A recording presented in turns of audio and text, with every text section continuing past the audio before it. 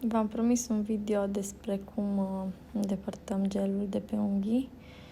Am construit 2 unghii pentru voi, una super lungă, una decentă. M-am chinuit să le construiesc ca și când ar fi crescute de vreo lună, cealaltă cred că de 3. Dar ideea care este? Să încercăm să pilim doar gelul, fără să ajungem la unghia naturală. Foarte important. Ne trebuie o pilă de 150 sau cel puțin 180. Eu am una de 100 pe 180. Să ținem pila la un unghi de 45 de grade, pe posibil nu drept. Și începem să luăm din lungime. Dacă unghia nu este foarte, foarte lungă, începem să scurtăm cât de mult putem până la o lungime cu care ne simțim confortabil. O să vedeți dacă unghia este lungă ce vom face mai încolo. Ideal ar fi tot timpul să pilim din lungime cu pila, fără să folosim unghiera, pentru că există riscul să puște sau să crape gelul și să se rupă și unghia naturală de sub, pe unde nu dorim. Și ideea pe cât de mult posibil să folosim pila și scurtăm până ne săturăm.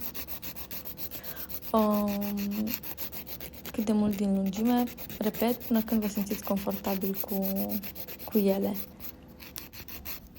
Când suntem mulțumite de lungime, putem să începem să pilim deasupra, pentru că veți observa că pe măsură ce scurtați, unghia va deveni tot mai groasă sus, la marginea liberă, și începem să pilim deasupra, din jos culoarea sau ce știu ce mai aveți peste gel.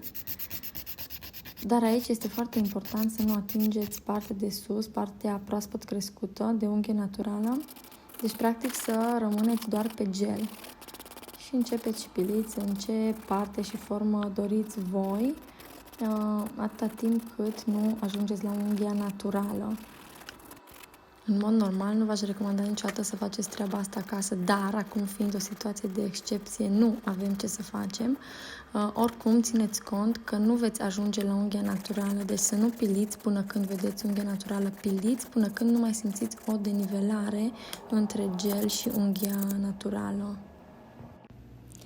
Acum, pentru cele cu unghii cu gel și care sunt destul de lungi, problema este că se face greutate pe vârf și riscăm să se rupă exact prin carne, deci pe la margini, și de aia trebuie scurtate și ele cât mai mult. Dacă vă este greu cu pila, repet, vă recomand în continuare să le scurtați din pilă. Puteți folosi unghiera, dar nu o să tăiați jos la bază, ci veți tăia sus, de la vârf. Începeți cât de sus puteți dinspre vârf și efectiv capsați într-o parte și apoi capsați în cealaltă parte. Va fi puțin mai greu să intre unghiera pentru că ele au oarecare grosime, dar vă chinuiți puțin și le capsați și veți vedea că efectiv va zbura vârful. Problema este că atunci când le tăiem cu unghiera sau cu forfecuța, nu putem noi controla exact pe unde se crapă. De aceea nu este recomandat să le scurtăm astfel, ci doar din pilă. Dar știu că având unghii foarte lungi este destul de obositor să le scurtez doar din pilă și de aceea v-am prezentat și metoda asta. Deci dacă alegeți să le scurtați din unghieră sau din forfecuță, încercați să le scurtați doar din partea de sus și apoi să vă apropiați de baza unghiei tot cu pila.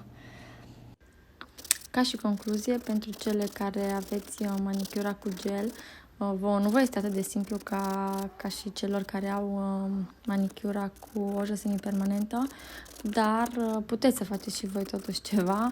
Încercați să scurtați cât de mult puteți din unghii, îndepărtați gelul deasupra fără să vă atingeți de porțiunea crescută de unghie naturală și mai lăsați puțin material acolo să protejeze unghia sau cel puțin să nu piliți pe unghia naturală, că de asta lăsați acolo. În final, cam așa o să arate unghiile.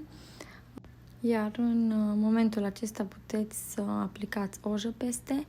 Eu prefer să aplic ojă cu glitter, pentru că astfel, dacă totuși am o denivelare, se ascunde și pe lângă asta mi-e mult mai ușor să ojez cu glitter. Oricum, și eu când fac manicura singură, mi este mult mai greu să mă ojez cu dreapta la stânga, eu sunt stângace.